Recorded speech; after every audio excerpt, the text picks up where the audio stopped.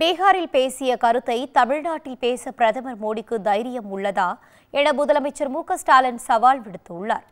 தர்மபுரி திமுக MP மணி இல்லர் திருமண விழாவில் முதலமைச்சர் பங்கேற்றார்.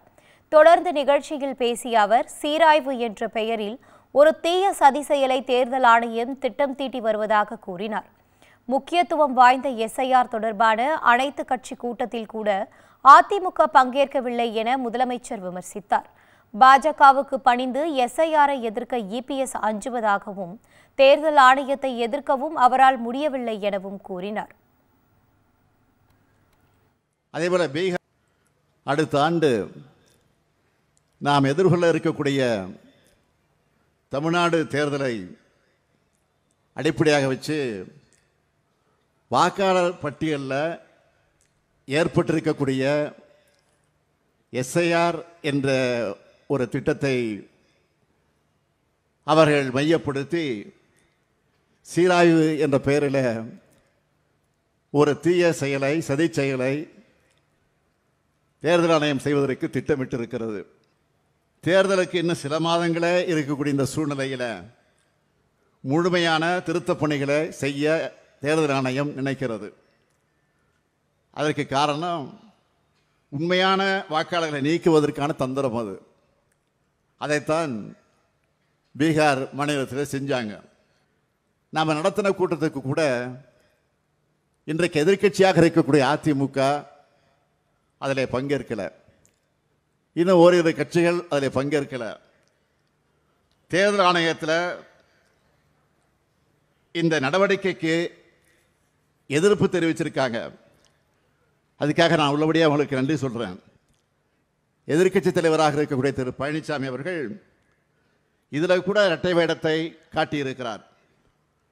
பாஜகவுக்கு பயந்து தேர்தல் ஆணையத்தோட நடவடிக்கையை எதிர்க்க பழனிசாமி பயப்படுகிறார்.